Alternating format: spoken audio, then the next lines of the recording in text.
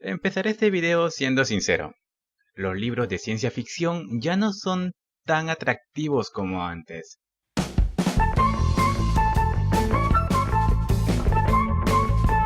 Ya que la recreación de un mundo futuro, tecnológico, fascinante, ha caído ya en el cliché de la literatura barata.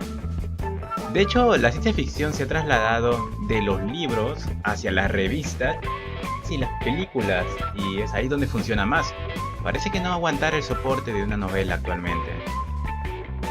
Pero si dejamos que esto pase, ¿dónde dejaríamos a estos autores? La imaginación del futuro partiendo de conceptos actuales entendidos es fascinante. Miren, yo podría defender la ciencia ficción como sea, pero como prueba, aquí va la reseña de este libro.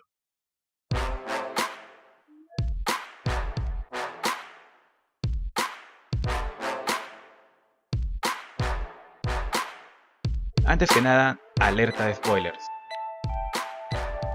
La primera vez que supe de una máquina del tiempo, mi primer acercamiento hacia una idea como tal, fue con esto. Bueno, en realidad con esto, pero para efectos de la reseña hablo de esto. Una película basada efectivamente en el libro del cual quiero hablarles y que no me pareció ni buena ni mala, pero ahora que ya conozco el libro y conozco las intenciones del autor me parece una terrible basura. Wells es uno de esos escritores con más renombre en la ciencia ficción, paradójicamente opacado por Julio Verne. Este tipo ya puede sernos familiar porque muchas de sus ideas se han hecho populares en la cultura colectiva actual. Por ejemplo, El hombre invisible, La isla del Dr. Moreau, Los primeros hombres de la luna y por supuesto esta historia. Y si a pesar de todo lo que te he dicho este autor no te parece interesante, entonces te cuento esta anécdota. Una noche de 1938 en Estados Unidos, una radio relató un fragmento de su obra La guerra de los mundos. Aquello fue tan descarnado, metódico, calculado como el libro original, que 12 millones de oyentes entraron en pánico. Creyeron que era real y colapsaron Nueva York al intentar huir por la carretera. Puede que se hayan alterado por muchos factores, pero sin duda una de ellas fue la prosa de Wells. Volvamos al libro. Trata sobre una máquina del tiempo con la que nuestro viajero visita el futuro más allá de nuestra propia civilización. Un futuro que escapa incluso de nuestras actuales posibilidades. Un futuro que es casi una visión que nos sobrepasa y que actualmente nos aplasta. En las primeras páginas uno ya nota cómo se explica esta posibilidad de viaje fabuloso en términos bastante sencillos. Demasiado sencillos, diría yo. Recurre a la óptica, la cuarta dimensión, el maquinismo. Y uno se preguntará, ¿por qué escribe todos estos detalles Wells? Pues toda obra de ciencia ficción que se respete tiene una parte que habla de cómo lo fabuloso en este mundo es posible en términos científicos. Y este libro no es la excepción. Ahora bien, el máximo provecho que yo pude sacar de este libro no fueron las lecciones teóricas de cómo viajar en el futuro, sino del futuro en sí. No sé de otro paisaje tan conmovedor y pesimista del futuro. Un mundo tan decadente, donde la tecnología de la que nos jactamos ahora no serviría de nada, pues después de tanto desarrollo volveríamos a ser criaturas instintivas por naturaleza. Un planeta verde y apagado. Y junto a este mundo conviven los Eloys y Morlocks. Se ha hablado mucho sobre ellos. Hablado, dibujado, comentado, representado, etc. Para la época en la que escribió Wells se hicieron iconos populares. Los Eloys son apáticos, básicos, pequeños, con instintos tan primarios como el de esconderse ante la oscuridad. Los Morlocks, en cambio, son feroces, salvajes, violentos, caníbales.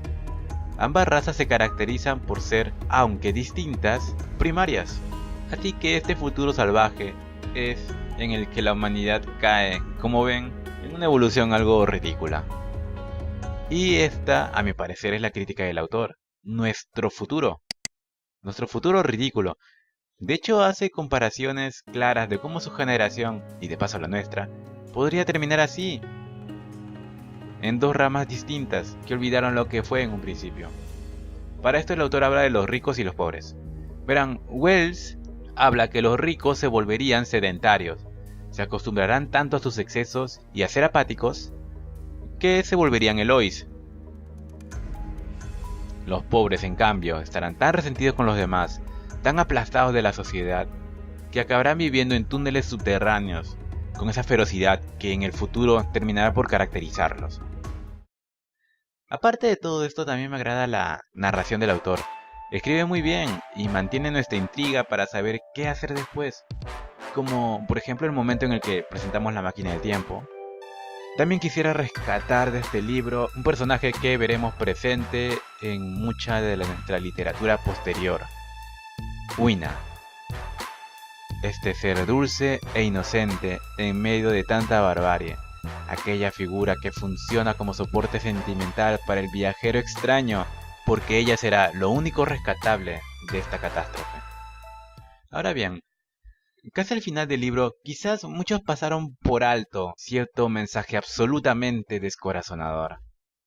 Si ya leyeron la historia, y por eso están a estas alturas del video, sabrán que el viajero, tratando de escapar de los Morlocks, y antes de volver a su casa, dedicará unos minutos para ir hacia aquel que se consideraría el final de los tiempos, el ocaso del planeta. A pesar que son pocas páginas, el viajero logra ver algo que el autor nos coloca como una terrible conclusión. En el planeta apagado, la humanidad simplemente habrá muerto.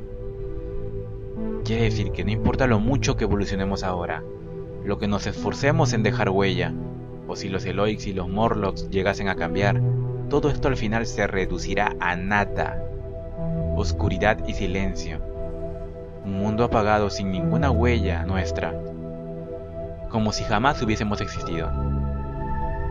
Incluso lo único vivo serán aquellos bichos gigantes que nos confirman una cosa: los herederos de la Tierra no somos nosotros, nunca lo hemos sido y nunca lo seremos.